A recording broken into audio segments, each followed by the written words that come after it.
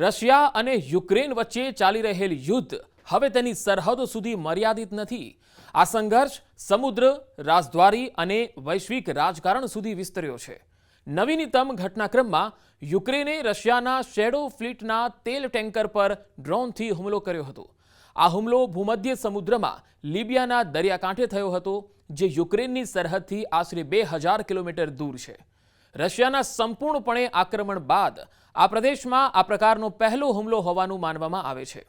આ કાર્યવાહી ત્યારે થઈ જ્યારે રશિયન રાષ્ટ્રપતિ વ્લાદિમીર પુતિન તેમની વાર્ષિક વર્ષના અંતની પ્રેસ કોન્ફરન્સ કરી રહ્યા હતા। પુતિને અગાઉ ચેતવણી આપી હતી કે જો રશિયાના શેડો ફ્લીટને નિશાન બનાવવામાં આવશે તો તેનો બદલો લેવામાં આવશે। તેમણે પાછળથી જણાવ્યું હતું કે આવા હુમલાઓ તેલ પુરવઠામાં વિક્ષેપ પાડશે નહીં, પરંતુ નવા જોખમો પેદા કરશે। શેડો ફ્લીટ એ રશિયા દ્વારા પ્રતિબંધોથી બચવા માટે ઉપયોગમાં લેવાતા જહાજોનો ઉલ્લેખ કરે છે। આ જહાજોની સંખ્યા 1000થી વધુ હોવાનો અંદાજ છે। આ જહાજો વારંવાર ધ્વજ બદલે છે અને તેમની માલિકી અસ્પષ્ટ છે। રશિયા આ નેટવર્ક દ્વારા ક્રૂડ ઓઇલ વેચીને યુક્રેનિયન યુદ્ધ માટે નાણાં એકત્ર કરી રહ્યું છે।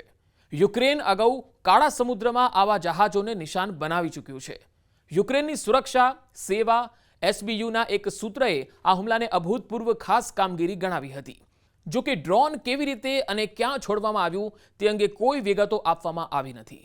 યુક્રેનિયન પક્ષે જણાવ્યું હતું કે હુમલો કરાયેલ જહાજ ખાલી હતું અને તેનાથી પર્યાવરણને કોઈ નુકસાન થયું ન હતું। સૂત્રએ સ્પષ્ટપણે જણાવ્યું હતું કે યુક્રેન હવે વિશ્વમાં ગમે ત્યાં તેના દુશ્મનોને નિશાન બનાવી શકે છે।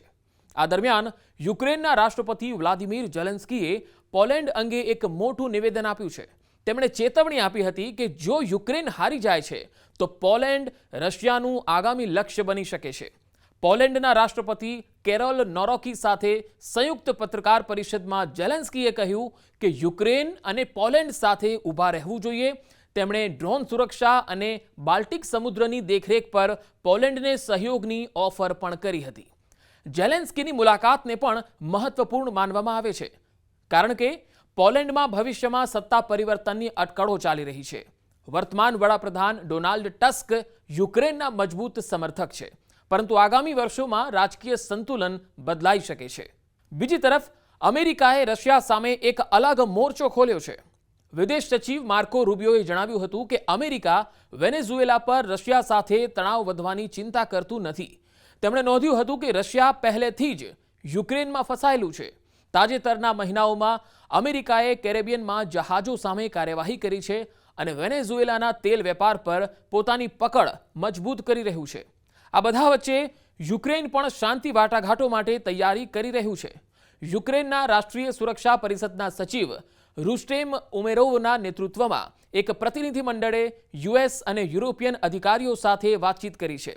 આ વાટાઘાટોમાં યુદ્ધનો અંત લાવવા માટે સંભવિત સુરક્ષા ગેરંટી અને ભવિષ્યના પુનઃનિર્માણની ચર્ચા કરવામાં આવી હતી।